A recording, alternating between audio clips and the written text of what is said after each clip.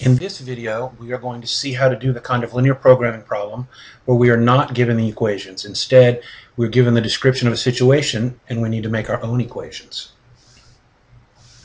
So the first step in this kind of problem is always going to be to define the variables.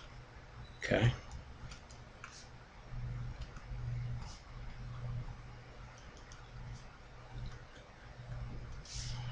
The second step will be to write the objective function.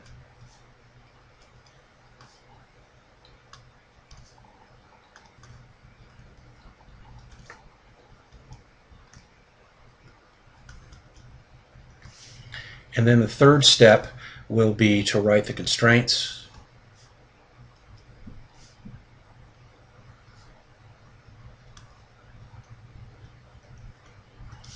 While the fourth step is to solve the system. Now, we've already seen how to do step 4 once the first 3 are done. That was what happened in part 1. So let's have a look at this question. Food and clothing are shipped to survivors of a natural disaster. Each carton of food will feed 12 people, while each carton of clothing will help 5 people. Each 20 cubic box of food weighs 50 pounds, and each 10 cubic box of clothing weighs 20 pounds. The commercial carriers transporting food and clothing are bound by the following constraints. The total weight per carrier can't exceed 19,000 pounds. The total volume per carrier must be less than 8,000 cubic feet. So we're talking about the weight and volume capacity of the planes here. How many cartons of food and clothing should be sent with each plane shipment to maximize the number of people who can be helped? All right, first let's define the variables. Well, the whole question is about how many cartons of food and clothing, okay? So X is going to be the number of cartons of food. And Y will be the number of cartons of clothing.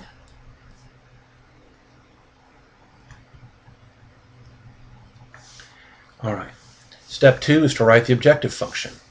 Well, the whole question is about maximizing the number of people who can be helped, right? You notice both the X and the Y, the definitions of our variables and the objective function came right at the end. It doesn't always work that way, but that's pretty common. All right, so our objective function is about how many people can be helped. So let's see. So each carton of food feeds 12, it helps 12, so that's 12x. All right. Each carton of clothing helps 5 people, so that's 5y. All right, great. Next, now we're down to our constraints, right? Step 3. Total weight of the carrier can't exceed 19,000 pounds. Okay, so this one's about the weight. All right. Can't exceed would be less than or equal to, right? So can't exceed 19,000. Well, the weight, let's see, each 20 box of food weighs 50, so that's 50x. And each box of clothing weighs 20, so that's 20y. There is our weight constraint. And then one other constraint, the total volume per carrier must be less than 8,000 cubic feet. So for volume, box of food is 20 cubic feet, and a box of clothing is 10 cubic feet. And that has to be less than 8,000. Typically we do this as less than or equal to. Now, so those are the two that come from the information we're given, and then two that we always have are that each of our variables must be bigger than or equal to 0. All right, that's the setup for the first problem. The one other little thing I would do before you start to solve it, it's not strictly necessary, but I like to, I guess we'll call it reduce my constraints as far as I can. What I mean by that is just to divide out any common factors. So the first constraint equation, each of the terms in there has a common factor of 10. So I could rewrite that as 5x plus 2y, right? I'm just dividing the 10 out of everything, is less than 1900. And then my second one this time has the same common factor of 10. So that will give me 2x plus y less than or equal to 800. And then lastly, I still have the x is greater than or equal to 0 and the y is greater than or equal to 0. All right, that's it for that one. Let's see another example of this kind of problem. In 1978, a change in regulation allowed Federal Express, FedEx, to purchase larger aircraft.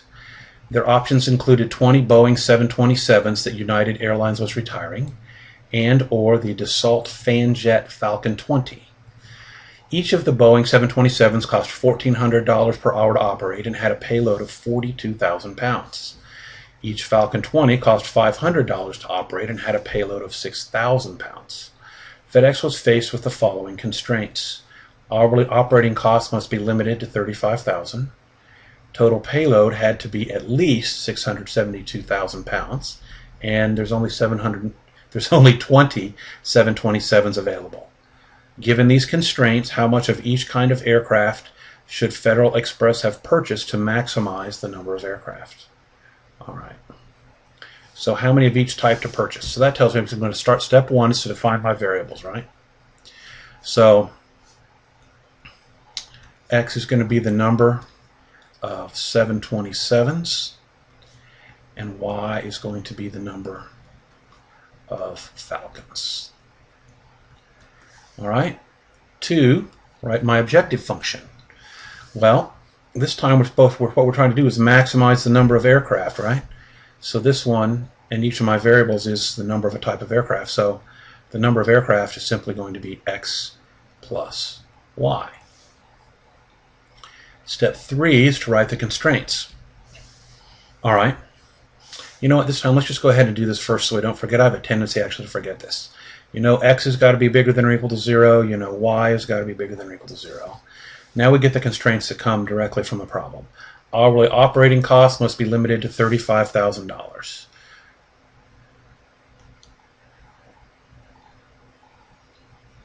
Limited to, so really that means less than or equal to. All right.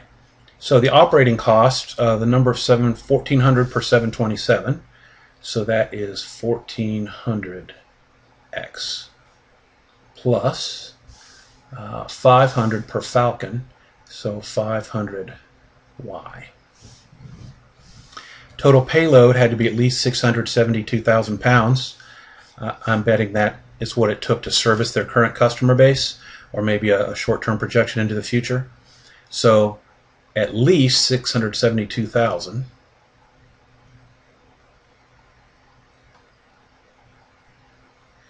for the payload. And each 727 has a payload of 42,000 pounds, and each Falcon had a payload of 6,000 pounds. And then we have one more constraint. There's only 20 of the 727s available.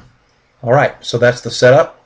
And again, I would probably, reduce these two, divide out some common factors, so I'd end up with, let's see, looks like there's a factor of 100 in each term in that first equation, so I would get 14x plus 5y less than or equal to 350. And there's actually a factor of 1,000 in each term in that second one, so I do 42x plus 6y greater than or equal to 672, and then the x less than or equal to 20, and then the two that I always have, x greater than or equal to 0, and y greater than or equal to 0. All right, that's it for these two examples. All that remains now is to solve this system. So we have our constraints here. We know that our objective function